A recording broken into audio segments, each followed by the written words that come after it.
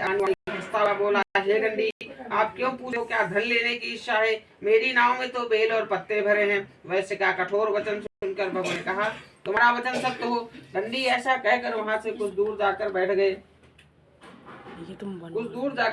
दंडी के जाने पर वैश्य ने नित्य क्रिया करने के बाद नाव को ऊंची उठी देखकर अचंभा किया तथा नाव में बेल पत्ते आदि देखकर मूर्छित हो जमीन पर गिर पड़ा। फिर मूर्छा खुलने पर अत्यंत शोक प्रकट करने लगा। तब उसका दामाद बोला कि आप शोक न करें, यह सब दंडी का श्राप है, अतः उनकी शरण में चलना चाहिए, तभी हमारी मनोकामना पूरी होगी।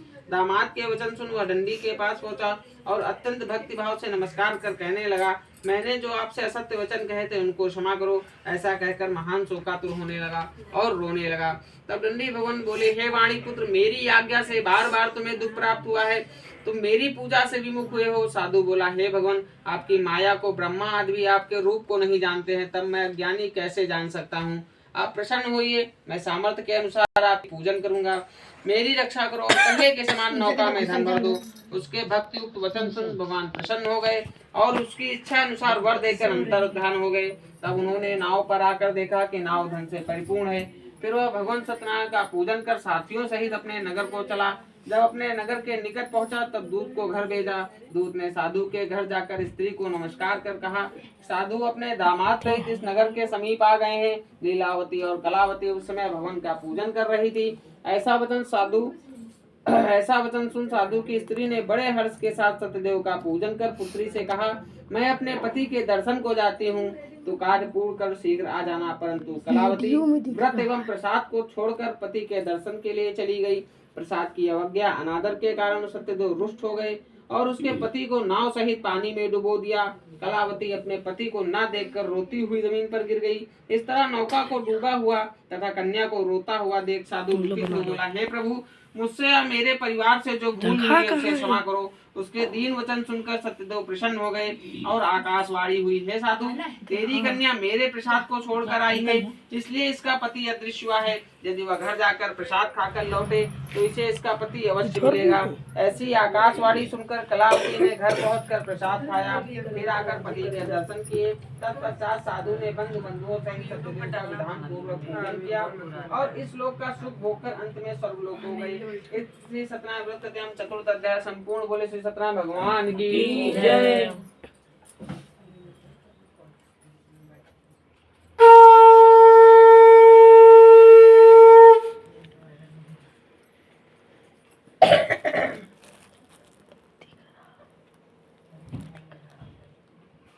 पांचवें अध्याय में सूत जी कहते हैं, हे ऋषियों, मैं और भी कथा कहता हूँ, सुनो। प्रजापालन में लीन तुंगध्वज नाम का एक राजा था। उसने भी भगवान का प्रसाद त्याग कर बहुत दुख पाया। एक समय में वन में जाकर वन पशुओं को मारकर बड़ के वृक्ष के नीचे आया। वहां उसने ग्वालों को भक्ति भाव से बंधुओं सहित श्री सत्यनारायण जी का पूजन करते देखा।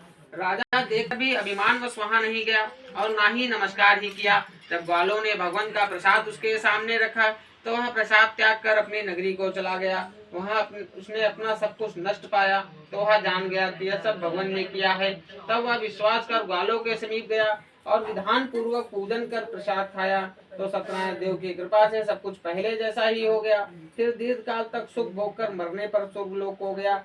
जो मनुष्य इस परम दुर्लभ व्रत को करेगा, भगवान की कृपा से उसे धन धान्य की प्राप्ति होगी। निर्धन धनी और बंदी बंधन से मुक्त होकर निर्भय हो जाता है। संतानहीनों को संतान की प्राप्ति होती है तथा सब मनोरथ पूर्ण होकर अंत में वैकुंठ धाम को जाता है।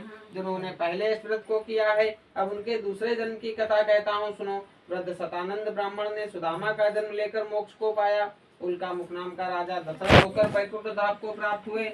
साधु नाम के वैश्य ने मोरत ध्वज बनकर अपने पुत्र को आरे से चीरकर श्री कृष्ण को दान में देकर मोक्ष को प्राप्त किया। वैश्य ने मोरत ध्वज बनकर अपने पुत्र को आरे से चीरकर श्री कृष्ण को दान में देकर मोक्ष को प्राप्त किया। महाराजा तुंगध्वज ने स्वयंभू मनु हुए और श्री राम के चरणों की सेवा करके मोक्ष को प्राप्त किया। इस श्री सत्यनारायण व्रत कथायाम पंचम अध्याय संपूर्ण। बोले श्री सत्यनारायण भगवान की जय। अब सब लोग अपना अपना फूल चढ़ा दो।